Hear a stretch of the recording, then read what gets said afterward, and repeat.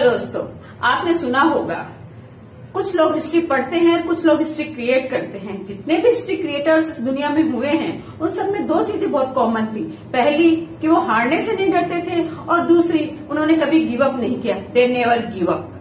Welcome back to my channel Sumi's view. मैं सुमी एक बार फिर हाजिर हूँ आपके सामने एक नई बुक का रिव्यू लेके। आज हम जिस बुक का रिव्यू करने जा रहे हैं वो बुक बायोग्राफी है उस इंसान की जिसने इस सदी की विचारधारा को बदल डाला, सोचने के नजरिए को बदल डाला, इस सदी का क्रांतिकारी इंसान। जी हाँ, हम बात कर रहे हैं एलन मस्क की, द रॉकेट मैन। जैसे एपीजे अब्दुल कलाम सर को हम एज ए मिसाइल मैन जानते हैं, वैसे ही एलन मस्क को एज ए रॉकेट मैन जाना जाता है आज के टाइम में। और बुक है Elon Musk, Tesla, SpaceX and the quest for the fantastic future. Writer है एशले वॉन्स। तो सबसे पहले हम बात करते हैं ऑथर के बारे में कि एशले वॉन्स कौन है। Ashlee Vance American business columnist हैं और साथ में राइटर भी हैं। उन्होंने बहुत सारी बुक्स लिखी हैं, बट एलन मस्क की बायोग्राफी जो उन्होंने 2015 में लिखी थी वो सबसे ज्यादा पॉपुलर बुक रही है उनकी। अब हम बात करते हैं बुक के बारे में। इस बुक को उन्होंने 11 चैप्टर्स में डिवाइड किया है और इन 11 चैप्टर्स में जो कि मैंने पढ़ा, जब मैंने इसमें ये देखा कि उन्होंने जितना भी कुछ बताया है, उन्होंने 2015 तक एलन मस्क की लाइफ के बारे में जो बायोग्राफी उन्होंने लिखी है, उन्होंने पूरा जस्टिस किया है एलन मस्क के साथ में। उन्होंने उनकी लाइफ के हर एक पहलू को कवर किया है। तो एलन मस्क अपने आप में एक लार्जर देन लाइफ पर्सनैलिटी है। उनकी पर्सनैलिटी के इतने पहलू है, उन्होंने इतना कुछ किया है आज की एज, अभी तक के टाइम में और प्रेजेंट डेट में। आज वो वर्ल्ड के सेकेंड रिचेस्ट पर्सन है। आज की तारीख में उनकी नेटवर्थ 127.9 बिलियन डॉलर्स है। और 2015 में सर्वे में जो पावरफुल पर्संस की जो लिस्ट बनाई गई थी उसमें 21वें नंबर पे एलन मस्क थे। एलन मस्क ने दुनिया की विचारधारा को बदल डाला। वो जब छोटे थे तब से उनमें ये गुण दिखने लग गए थे। तो इस बुक को 11 चैप्टर जो इन्होंने लिखे हैं एशले वॉन्स ने, उन्होंने हर एक चैप्टर में एलन मस्क की लाइफ के हर एक पार्ट को लिया, जैसे जैसे उनकी लाइफ की जर्नी थी। जैसे उन्होंने पहले चैप्टर में जो है एलन की दुनिया के नाम से उन्होंने लिखा है, उस चैप्टर में उन्होंने एक ब्रीफ किया है एलन के बारे में शुरू से लेके अंत तक की एक्चुअली एलन का क्या है। और सेकंड चैप्टर उनके ग्रैंड पेरेंट्स के बारे में है, उनके पेरेंट्स के बारे में। साउथ अफ्रीका में वो पैदा हुए थे, प्रिटोरिया शहर में उनके ग्रैंड पेरेंट सेटल्ड थे। वहीं पे उनके फादर एरोल मस्क और उनकी मम्मी में हेल्डीमैन वहीं पे सेटल्ड थे। उनके फादर एक इंजीनियर थे, उनकी मदर एक डाइटिशियन थी। उनके और भी 2 और भाई थे, किम्बल एंड टॉस्को। तो जो सेकंड चैप्टर है उसमें उनकी जो ग्रैंड पेरेंट्स है, उनकी जो लाइफ जो उनकी हिस्ट्री है उसके बारे में बताया गया है। और बाद में 28 जून 1971 को उनका बर्थ हुआ।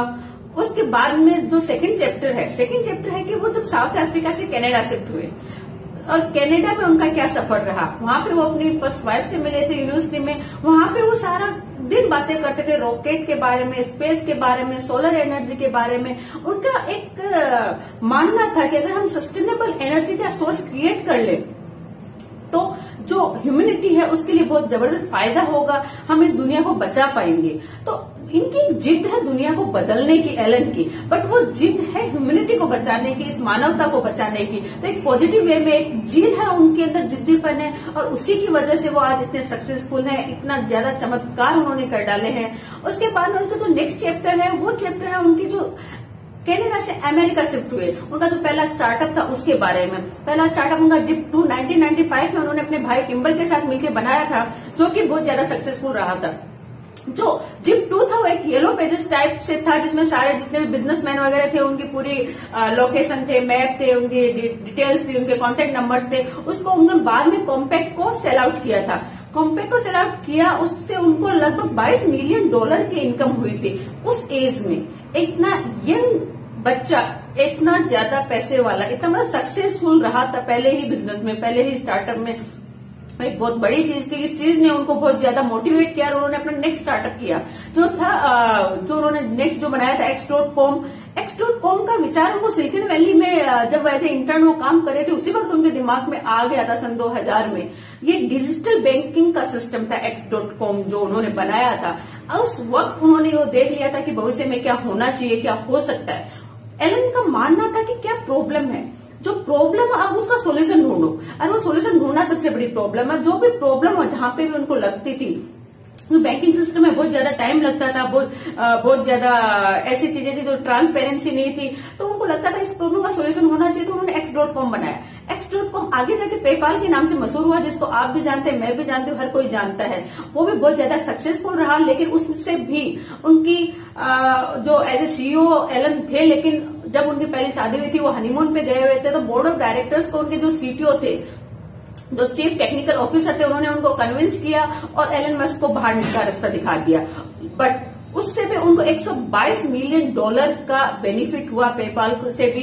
तो जो उनकी इनकम हुई थी उसने भी उनको बहुत अच्छा जो गेन हुआ था। फिर उनका नेक्स्ट टारगेट आया कि मैं रॉकेट के लिए कुछ करूं, रॉकेट साइंस, स्पेस में रॉकेट भेजने का उनका एक सपना था, उसको वो पूरा करना चाहते थे। इसके लिए वो लॉस एंजलिस शिफ्ट हो गई अपनी वाइफ के साथ में। ये एक चीजें थी कि जैसे जैसे उन्होंने हार नहीं मानी, अदरवाइज क्या होता, भाई मैंने ये बनाया, मेरे को बाहर निकाल दिया, तो अब मैं क्या कर सकता हूँ, मेरा तो सोर्स ऑफ अर्निंग सोर्स खत्म हो गया, मैं वहां से ये कमा लेता। बट उन्होंने कभी हार नहीं मानी। पहले जिप2 से उनको बाहर निकाला गया, उन्होंने पेपाल बना दिया, x.com बना दिया, उनको x.com से बाहर निकाला गया, तो उन्होंने आगे जाके स्पेसएक्स बना दिया। थर्ड उनका जो था स्पेसएक्स था, वो भी उस टाइम तक था। उनके हर एक चैप्टर में ऑथर ने हर एक चैप्टर में उनके हर एक स्टार्टअप, उनकी जो भी स्ट्रेटेजी, उनकी लाइफ, पर्सनल लाइफ में भी क्या उतार चढ़ाव रहे हैं, उन सबको कवर किया है। कहीं पे भी एलन की ऐसा नहीं था कि उनको सब कुछ ऐसे बना बनाया मिल गया, हो गए, उनको अचीव कर लिया। उनकी लाइफ में क्या स्ट्रगल रहे हैं, क्या क्या उन्होंने अचीवमेंट किया, उनकी पर्सनल लाइफ में क्या स्ट्रगल है, वो सब कुछ इस बुक में बताया गया। और इसका एथ जो चैप्टर है, जो मेरे को सबसे ज्यादा मोटिवेट किया, जिसने सबसे ज्यादा इंस्पायर किया, क्योंकि मैंने भी ये बायोग्राफी क्यों पढ़ी, क्योंकि मैंने एक वीडियो में इनके बारे में थोड़ा सा पढ़ा था, थोड़ा सा सुना था, वहीं से मुझे काफी क्यूरियोसिटी जाती कि एलन आखिर है कौन, है क्या, कहाँ से है, इन्होंने ये सब कुछ कैसे कर लिया। क्योंकि इन्होंने रीयूजेबल रॉकेट बना डाले, जो कि नासा, जो कि गवर्नमेंट एजेंसी, वो नहीं बना पाई। उस चीज को एक ऐसे इंसान ने बना डाला जिसने ये फॉर्मल एजुकेशन भी नहीं ली स्पेस साइंस की। उस इंसान ने रीयूजेबल रॉकेट बना डाला, तो कुछ तो बात है इस इंसान में। तभी जैसे ये बायोग्राफी मेरे सामने आई किंडल पे, मैंने इसको फटाफट परचेज किया। 266 रुपए में मैंने ये परचेज की थी, उसको मैंने पढ़ा था। एक्चुअल बुक इसकी 400 पेजेस की है, थोड़ी सी कॉस्टली है, लगभग 1600-1700 रुपए की है, बट मैंने इसको किंडल में पढ़ा। तो जो इनका एथ चैप्टर है, और सन 2008 इनकी लाइफ का सबसे ज्यादा टर्निंग पॉइंट था। उस साल में इनकी जो सेकंड वाइफ है, उस टाइम इनका जो इनकी फर्स्ट वाइफ थी जस्टिन थी, उससे इनका जो फैमिली था, पर्सनल लाइफ काफी स्ट्रगल वाली थी, डिवोर्स की सिचुएशन चल रही थी, मेंटली डिप्रेस्ड चल रहे थे। उधर दूसरी साइड में एकदम दिवालिया होने की कगार पे थे, क्योंकि उन्होंने स्पेसएक्स में जो उन्होंने बार बार रॉकेट्स में पैसा लगा रहे थे, वो सक्सेसफुल नहीं हो पा रहे थे। और दूसरी तरफ उन्होंने जो इलेक्ट्रिक कार्स थी, जो उन्होंने टेस्ला बनाया, टेस्ला में जो इन्होंने हिस्सेदारी कर रखी थी, वहां पे जो कार्स बनाई थी, वो भी इतने सक्सेसफुल नहीं हो पा रही। तो हर जगह इनका पैसा लग रहा था, दिवालिया होने के कगार पे थे एलन उस वक्त। लेकिन वहां पे भी वो एलन ही थे जिन्होंने स्ट्रेटेजीज बनाई, प्लानिंग की, हिम्मत नहीं हारी, गिव अप नहीं किया। और 23 दिसंबर 2008 को उनको नासा का एक कॉन्ट्रैक्ट मिला। उनका जो स्पेस सेंटर था, स्पेस में, वहां पे उनका कार्गो और बाकी के सैटेलाइट और इक्विपमेंट को सप्लाई करने का उनको टेंडर मिला। जो टेंडर मिला, वहां से उनका यूटर्न स्टार्ट हुआ। उनकी सेकंड वाइफ कहती है कि अगर इस जगह पे कोई दूसरा इंसान होता तो शायद वो हार्ट अटैक से मर जाता, लेकिन ये एलन थे, इनकी विल पावर थी, इनकी जील बोल सकते हैं, इनकी जिद बोल सकते हैं कि उन्होंने इसको कवर अप किया, उससे बाहर निकले। उसके बाद में उन्होंने आज ऐसे रॉकेट बना दिए हैं जो कि वापस रीयूज कर सकते हैं, वापस लॉन्च पैड पे आ जाते हैं। स्पेसएक्स एक ऐसी कंपनी है जो अपने सारे रॉकेट खुद बनाती है। बाकी की एजेंसीज स्पेयर पार्ट्स अलग से लाती है, उनको असेंबल करती हैं, बट स्पेसएक्स खुद सारा असेंबल करते हैं, खुद सारा बनाती है। और अभी उनके आगे कोशिश है कि इसको कैसे से और से ज्यादा अचीव किया जाए। एलन मस्क का सपना है कि मार्स पे जिंदगी पहुंचाना, वहां पे लोगों को पहुंचाना, कॉलोनी बनाना, पेड़ पौधे लगाना, ये एलन मस्क की सपना है। उधर टेस्ला इलेक्ट्रिक कारें हैं, इलेक्ट्रिक कारें, पोल्यूशन हो रहा है, धुआं आ रहा है, पेट्रोल डीजल की प्रॉब्लम आ रही है, तो टेस्ला के थ्रू उन्होंने एक नया ऑप्शन दिया आप अगर आज के टाइम में देखें तो लोगों को इलेक्ट्रिक व्हीकल्स के ऊपर उनके चेंज हो रहे हैं। इस साल टेस्ला से उनको बहुत बड़ा जो बेनिफिट हुआ है, बहुत ज्यादा प्रॉफिट हुआ, उसी की वजह से उन्होंने बिल गेट्स को पीछे छोड़ा, सेकंड रिचेस्ट पर्सन बने हैं इस दुनिया में। और थर्ड उनका जो है बिजनेस वो है सोलर सिटी। सोलर सिटी है सस्टेनेबल एनर्जी का सोर्स क्रिएट करना। सोलर के नाम से आपको पता है कि सूरज की एनर्जी को, सन की एनर्जी को कन्वर्ट करना, उनको उस एनर्जी को यूज करना, और वो कंटिन्यू ऐसी एनर्जी है जो कभी खत्म नहीं हो सकती। पेट्रोल खत्म हो सकता है, डीजल खत्म हो सकता है, हर जगह प्रॉब्लम क्रिएट हो सकती है, पोल्यूशन होता है इनसे। सोलर सिटी से इनको सस्टेनेबल एनर्जी मिलती है। टेस्ला से ये सस्टेनेबल एनर्जी को यूज करके पोल्यूशन फ्री व्हीकल बनाते हैं। तो कितना फार साइटेडनेस है, कितने दूर का, कितना भविष्य का ये सोच सकते हैं, सोचा है और उसको उन्होंने कन्वर्ट करके दिखाया। कई बार क्या होता है, इंसान सिर्फ सोचता है, कर नहीं पाता।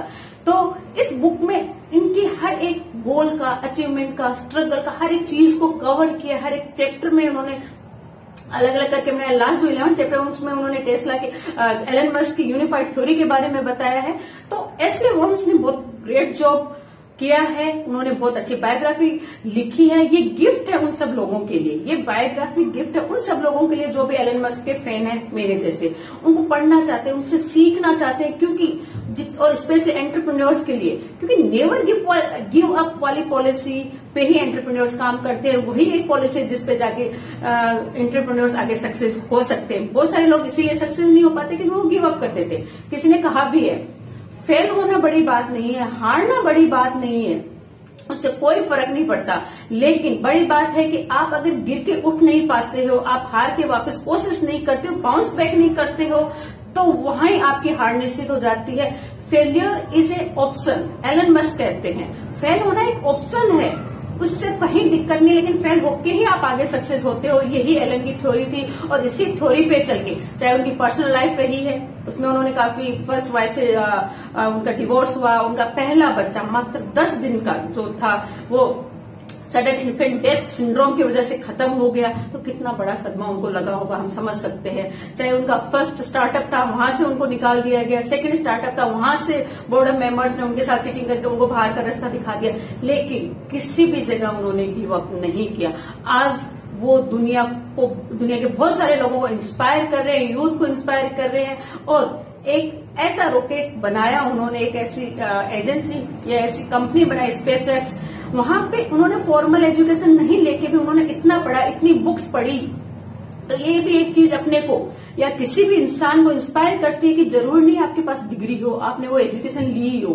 अगर आप सही में कुछ करना चाहते हैं तो आप सोर्स जनरेट कर सकते हैं, आप सर्च कर सकते हैं, आप पढ़ सकते हैं, उससे भी आप बहुत कुछ हासिल कर सकते हैं। और दूसरा जो एलन मस्क का एक स्पेशल क्वालिटी थी, वो हमेशा टैलेंटेड लोगों को अपने साथ में रखा था। कभी भी उन्होंने वहां पे कॉम्प्रोमाइज नहीं किया। उन्होंने जब स्पेसएक्स बनाया तो उन्होंने टैलेंटेड इंजीनियर्स की टीम बनाई। वो चाहते थे कि ऐसे लोगों मेरे साथ रहे जहां से मुझे रिजल्ट मिले। तो ये दो जो स्पेशल क्वालिटीज थी उनकी, मेरे को ये बायोग्राफी बहुत शानदार लगी, बहुत गजब लगी, और मैं रिकमेंड करती हूँ आप जरूर पढ़ें। आपको एक ऐसे इंसान के बारे में जानने को मिलेगा जो इस सदी का महानायक है, एक बहुत बड़ा इनोवेटर है, क्रांतिकारी इंसान है। ऐसे लोग सदी में 2-3 ही पैदा होते हैं, तो वैसे ही एक पर्सनैलिटी एलन मस्क भी है।